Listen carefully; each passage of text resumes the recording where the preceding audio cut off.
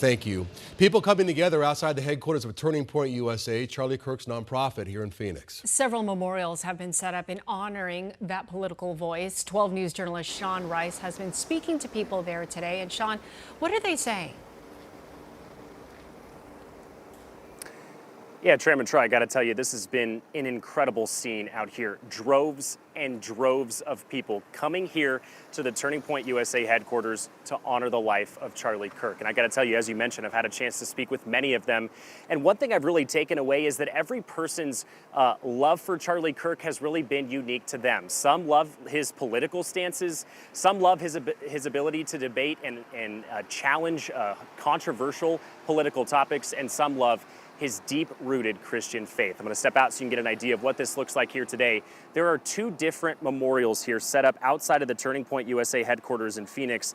Dozens and dozens of flower bouquets now sit at the foot of a picture of Kirk. It's two pictures, and each of those pictures read, quote, "May Charlie be received into the merciful arms of our loving Savior." Now, Kirk, he was killed yesterday morning at an event on the campus of Utah Valley University. Law enforcement tell us they are still searching for that suspected shooter.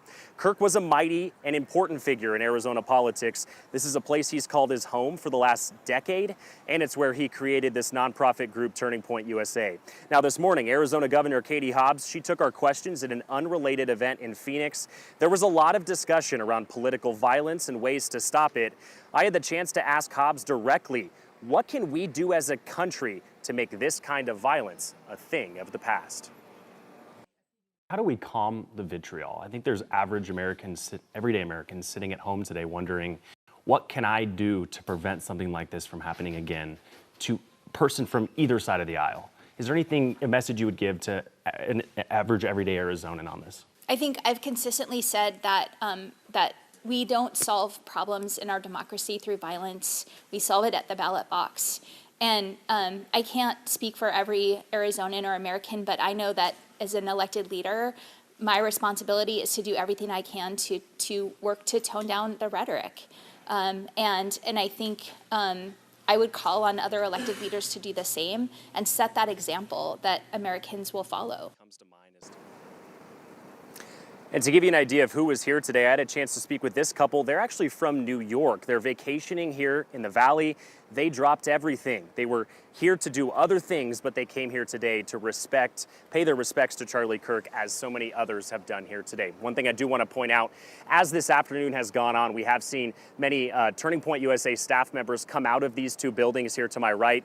They've engaged with Charlie Kirk supporters. They've prayed with them. They've wept with them, all to honor his life. I would say that many people here today feel as though they are weeping for somebody they may not have known personally, but someone who has made a major impact on all of their lives.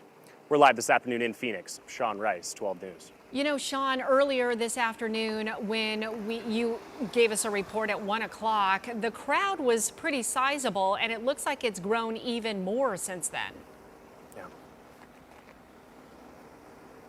Yeah, Tram, it's come and gone as this afternoon has gone on. I would say from about noon to 1 o'clock is when we saw the most amount of people. Maybe that's when people had a lunch break off from work. But one thing I've noticed too is young children to older people have all come here. There are families showing up with multiple young children. Charlie Kirk had two young children himself, a boy and a girl. He is somebody who encouraged people to have children on a regular basis, and people have really heeded that and have shown up here as a family unit to pay their respects to him.